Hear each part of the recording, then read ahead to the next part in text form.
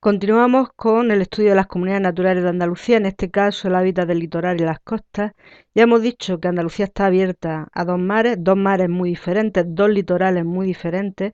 Por un lado el litoral atlántico, que es plano, dunar y presenta humedales de importancia, y por otro lado el litoral mediterráneo, que realmente es un paisaje más diversificado porque además de presentar humedales, pues también tiene acantilados y algunas zonas de dunas.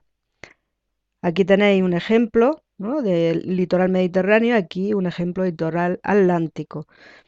La costa atlántica de Andalucía comprende un total de 294 kilómetros. En realidad se extiende desde la desembocadura del Guadiana hasta el Peñón de Gibraltar. Es una costa baja que corresponde a la parte más hundida de la depresión del Guadalquivir, ocupada sobre todo por terrenos miocénicos y pliocénicos de tipo marino, depositado en un antiguo golfo que se fue rellenando por los sedimentos finos de estos periodos del terciario.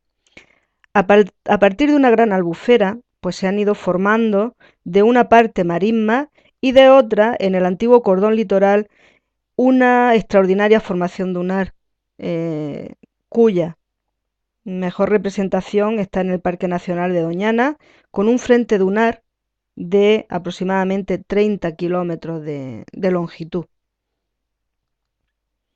La estructura de este paisaje vegetal, de estos dos grandes ecosistemas, dunar y marismeño, en realidad se puede reconocer por una seriación, por un gradiente de tipo ecológico.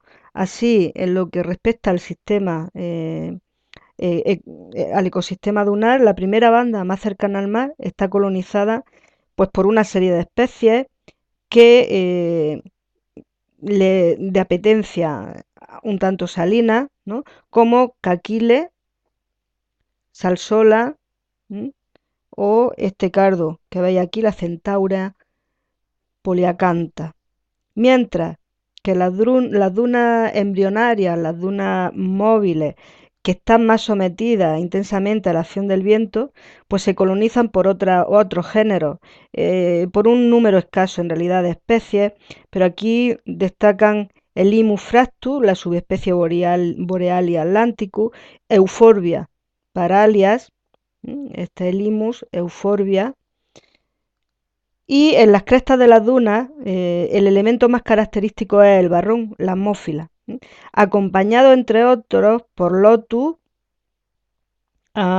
Otanthus y Eryngium marítimo, el cardo. Bien, respecto a las dunas semifijas, lo que encontramos es un tipo de vegetación bastante más diversificado, y aquí tenéis toda una serie de especies, de géneros y especies que colonizan este tipo de dunas, las armerias, que son características de fijadoras de suelo, ¿no?, fijadoras de dunas, la artemisia, la linaria, la crucianela, la silene, la pseudodorlaya, ononis y el icrisum. Respecto a un ecosistema que nos encontramos de mucha importancia son los enhebrales y sabinares de las dunas, o bueno, un hábitat dentro, ¿no?, de estas dunas. En realidad tienen una importancia florística y paisajística grande. Los primeros, los enhebrales, están situados en zonas sometidas a la maresía y sobre arenas que están estabilizadas con cierta materia orgánica que se incorpora al suelo, y se caracterizan por la presencia de este que estáis viendo aquí, de este árbol que estáis viendo aquí, este arbusto, el Juniperus oxycedrus, su especie Oxycedrus. Mientras que los segundos, más alejados de la acción de la maresía, pues llevan como especie característica esta sabina, la Juniperus turbinata, y se acompañan de camariñas, que son la Corema album. Bien, el segundo de los ecosistemas que hemos considerado, marismas, esteros y saladares, pues representan uno de los elementos distintivos realmente, aquí tenéis ejemplos, del paisaje vegetal del litoral atlántico andaluz, ¿no? Y la mayor extensión corresponde a las marismas del Guadalquivir, pero además existen otros ejemplos, numerosos ejemplos, como la desembocadura del Guadiana, como las del Tinto, Odier, Guadalete, Barbate, etcétera. Algunas de estas marismas están transformadas en salinas para la explotación industrial. como estáis viendo aquí. Bien, respecto a la marisma litoral, la primera banda de vegetación se instala en la zona que queda prácticamente sumergida por las mareas y entonces aparece, ¿no? Em, Espartina densiflora, que la tenéis aquí. En contacto con la anterior, pues se desarrollan comunidades que llevan sarcocórnea, ¿m? Pusinellia y alimiones.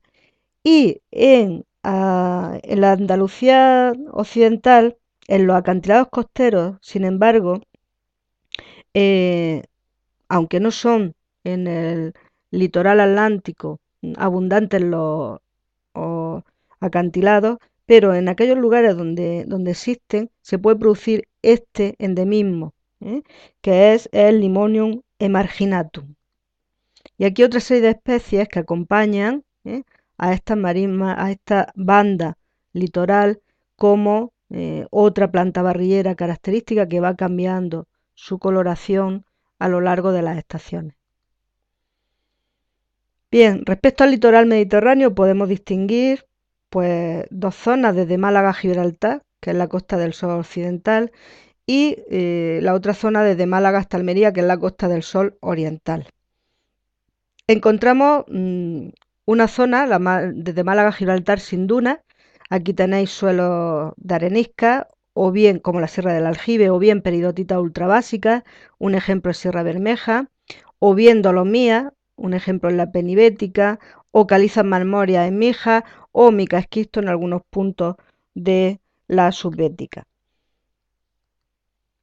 Encontramos una fuerte presión humana, una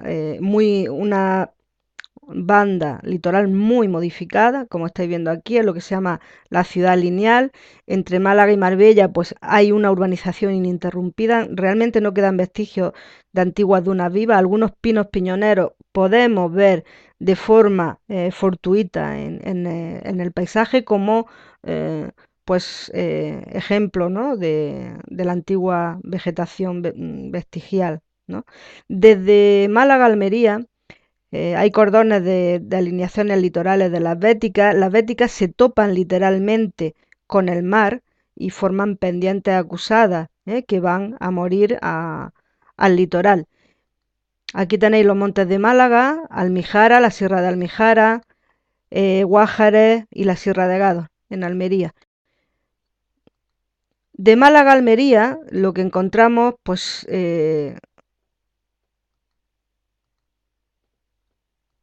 son zonas, en algunos puntos, aparte de una costa acantilada, también podemos ver un desarrollo dunar en algunos puntos, como digo, ¿no? Y de dunas bien conservadas. Un ejemplo es el Parque Natural de Punta Antinas Sabinar en Almería. Hay sabinas que se acompañan con lentiscos y otra serie de especies que vamos a ir viendo. Bien, la primera banda de vegetación, aquí tenéis el género Caquilie nuevamente, Sporobolus, Glaucium, algunas papilonáceas como Lotus o Salsola. Y se acompaña de otra serie de géneros más vistosos como Hipochoeris, el Senecio flavum, la Richardia, el Limonio sinuatum, y más hacia el interior, en zonas alejadas de la acción de las mareas y sobre montículos de arena, pues se instalan taxones igual que en el caso atlántico, los barrones, el imus, etcétera, ¿no? En las dunas interiores estabilizadas y vallas interiores encontramos pues otra serie de géneros que tendríamos que añadir como Lotus, Helichrysum, ¿no? Ononis, Teucrium, algunas labiadas, etcétera. Y también encontramos terófitos efímeros de floración primaveral muy interesantes, como algunas linarias, pseudorlayas, también silenes y algunas plantas crasas. Y en arenas consolidadas y suelos con materia orgánica se ubica el sabinar en la etapa climas. Sabina, espinos, rubias, lentiscos, realmente mantiene un ecosistema rico, ¿no? Aquí tenéis algunos rannus también, aquí tenéis el lentisco, Y aquí tenéis la sabina, en este caso la sabina que hay en la Juniperus phoenica, subespecie turbinata. Aquí una fotografía de Punta Antina Sabinar, un, un humedal donde encontramos también una variedad de fauna interesante. Y además, en estos ecosistemas que se crean, pues encontramos también algunas trepadoras, ah, como esta rubia peregrina. La etapa de degradación del Sabinar era el tomillar salmófilo almeriense, con algunas variedades de jarilla, de labiadas, como el Teucrium, y como el Lithium intrincatum, que es esta especie que veis aquí, que ya la estudiamos en los matorrales y que dijimos que aguantaba muy bien las zonas salinas, los suelos cargados de sal.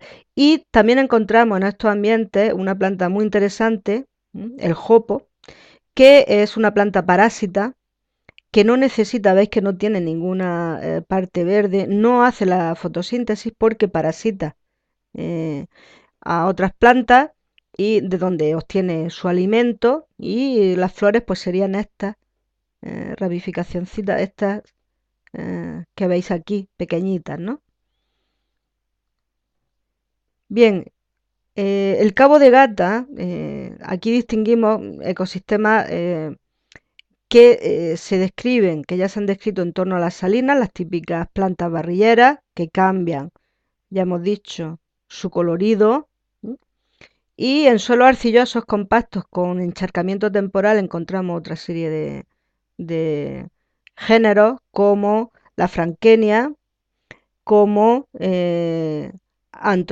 la franquenia, como Anthroneumum nuevamente, ¿no? Y alimiones. Y la transición de estos matorrales de barrillera hacia juncales y biotopos más secos y salinos, ¿eh? pues aquí nos aparecen endemismos, por lo tanto plantas muy significativas como este Limonium sinatum, ¿no? O Limonium stevei. Los tarajes representan la etapa más madura de esta serie y sobre suelos salinos arcillosos, realmente de una textura más pesada, es donde se suelen instalar acompañados de otras especies como Inula o Suaeda, o incluso otros limonios, ¿no? El limonio insignis de nuevo. Y en todo el litoral encontramos carrizos, najas, potamogeton, escirpus, es decir, típico de humedales. Y encontramos también algunas zonas muy interesantes, algunas de ellas protegidas entre un mar de plásticos, como es el caso de la albufera de Adra, y también comunidades aerolíneas, como el caso de Mar o Cerro Gordo, solo se encuentran aquí este tipo de comunidades, donde encontramos el Limonium malacitanum. Aquí tenéis sus flores. Respecto a la fauna, pues decir que hay no solo algunos bivalvos, ¿no? Representativos como el mejillón, la glicimeri o cardium, sino también caballitos de mar y alguna otra moluscos como este tritón nodifer representativo del mar Mediterráneo. Y por citar alguna bifauna, pues aquí tenéis el águila pescadora, el alcatraz y algunas gaviotas como la Laurus argentatus o la Larus genei, por citar alguna fauna, ¿no? Alguna ictiofauna, pues el mugir cephalus.